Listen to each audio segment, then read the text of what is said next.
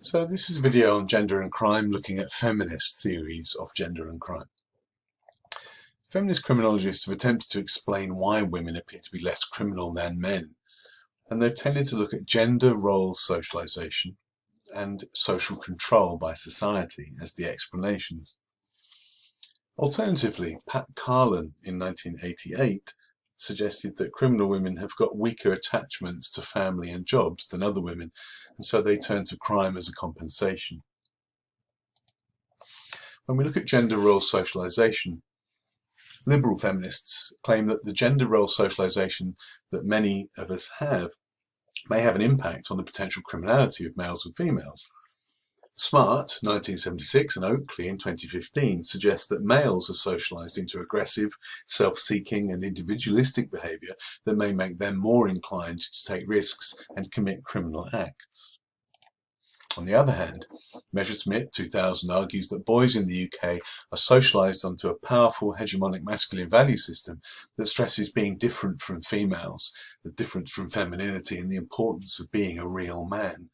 The norms that boys have instilled in them by family and society, such as being tough and the need to exercise power over women, such as by being the provider for their family as adults, may create the potential for criminal behavior.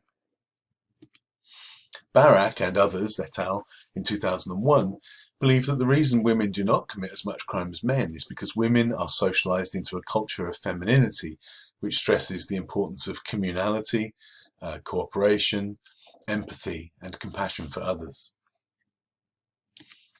On the social control side, control theory research of McRobbie and Garber, who did a classic feminist study in the 70s, concluded that teenage girls' lives in the 1970s revolved around what was called a bedroom culture, where parents were happier if their daughters were in their rooms daydreaming about their favourite pop stars on posters on their walls, rather than being outside where the real dangers existed, unlike the boys who were actively encouraged to go outside.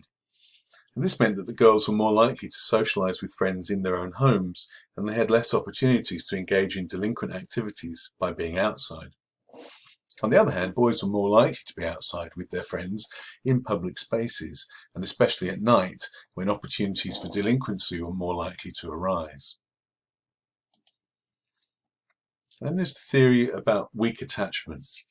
Radical feminists like Pat Carlin in 1988 put forward an idea of weak attachment theory.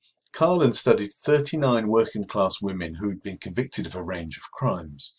She found that they often had a weak attachment to things like family, because they'd been abused or they'd run away from home and maybe they'd spent time in care. Many of them also had a weak attachment to paid work, because they'd failed to gain qualifications due to family breakdown or abuse. And this meant they found it very difficult to find a job and earn a legitimate living, which left them feeling powerless and aggrieved. You might find here some echoes of Travis Hirsch's social bonds of attachment theory, which is largely about men.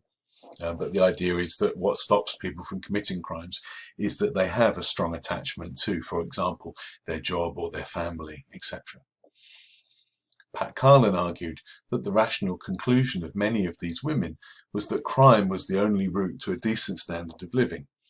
However, people who criticise Carlin's theory have suggested that Carlin fails to explain why there are many other women who are in poverty and who do not choose to commit crime. If Carlin was right, then more women who are in poverty would be committing more crime, and that doesn't appear to be the case. There's also something which has been a social trend that's been called the feminization of poverty. Quite a lot of sociologists, especially feminist sociologists, has suggested that poverty has become feminized in the last few decades as more and more women are increasingly more likely than men to experience low pay and low benefits, which feminists argue is due to the patriarchal nature of society, so that the things that women do are either not rewarded at all or they're very scarcely rewarded. So women being the bulk of caring in a family, for example, when someone is sick, tends to fall on women and they don't get paid to be the carer. It's just assumed that they will be. Some types of crime dominated by females, such as shoplifting and benefits fraud, seem to be possibly a reaction to this poverty. Walklate in 2001 in their research noted that shoplifting and prostitution are often motivated by economic necessity to provide children with food, clothes and toys. And what was interesting about that observation is also the observation that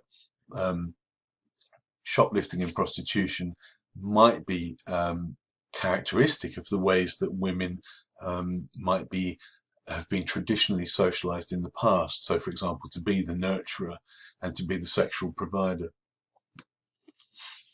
And then liberation theory. So feminists such as Adler in 2001 argued that women's liberation from patriarchy will lead to a new type of female criminal in the future, one with a greater opportunity and confidence to commit crime. And as an example, we know that female convictions for violence, which we regard as a typically male activity, have seen a dramatic rise in the last 30 years. For example, the number of women arrested for violence in the UK more than doubled between 1999 and 2008. The source for that is Catherine Quamby in 2016. That's quite a significant rise. However, putting it in context, violence committed by males still far exceeds the violence committed by females. But female violence is on the rise. As a task, you could write a brief explanation suggesting why Adler claims that female crime rates are likely to increase in the future. Thank you.